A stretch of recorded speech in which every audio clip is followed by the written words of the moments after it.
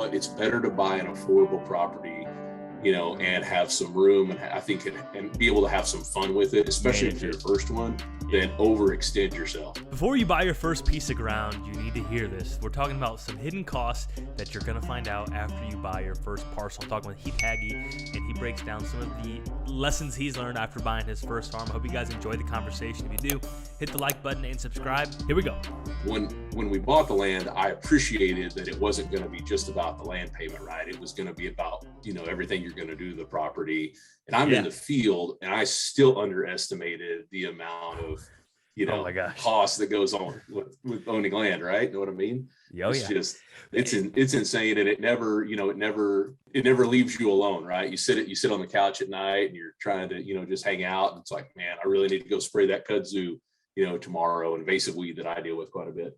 Or, I really need to change the oil on the tractor, whatever it is, right? There's never a moment where you're sort of not worried about something else. So it's quite an experience. That's such a great point. It's called the Diderot Effect. And so what that means is basically, as soon as I only have to buy land, it's only going to cost that much, but it's everything like you just said.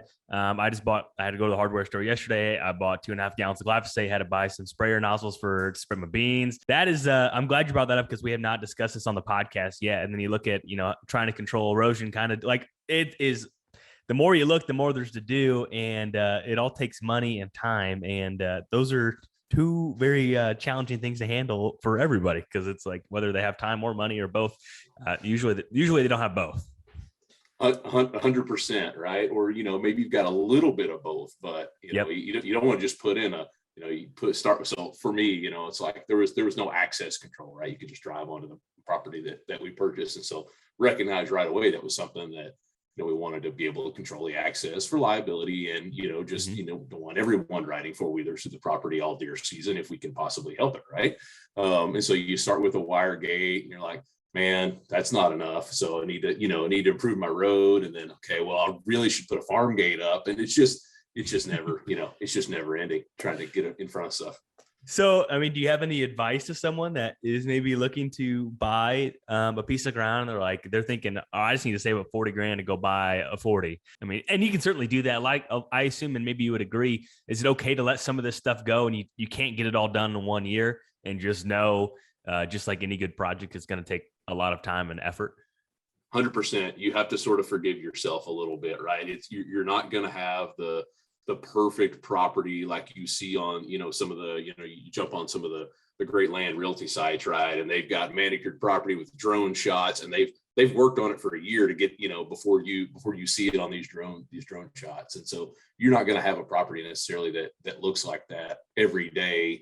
And that's okay. And in some cases, that's probably way better for the wildlife anyway. And so, hopefully people can sort of manage your expectations. And while, I think I've heard other guests say, you always, go as big as you can on your property, right? Especially if you're a whitetail hunter, right? Because you want to control as much of their home range as you can.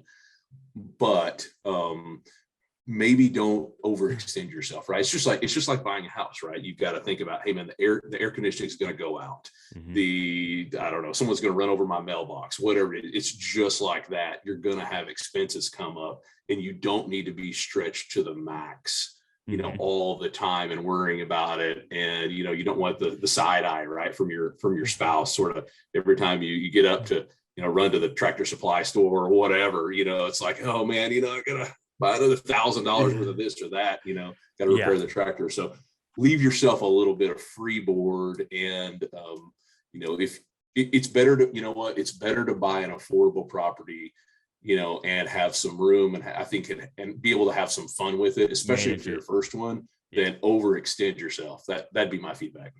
Yeah. And I couldn't agree more in terms of once you go in and buy that farm, of how much, once you really start diving into everything, and just realizing the array of projects that you could do, that I think all could make a really big impact too. And I'm sure you have much more insight on that than myself from a, biology standpoint. But if you start out with that giant farm, more likely you don't have the tractor, you don't have the side-by-side potential, like you don't have all this equipment that takes time to acquire and really be efficient with your time. 100%. Yeah. You just, gosh, I can't emphasize enough. Like, I didn't expect to sit and like worry about, that I hadn't sprayed this, or that, my trails weren't mowed or whatever, but it bothers me. Right. Yes. And so, and if I would have gone bigger, I'm really happy that I didn't go any bigger than what I bought. Right. Because I don't have the time. I couldn't handle it. I travel too much for work. It would have been a mess. And then I would have felt bad about it. Yeah, that's a great point.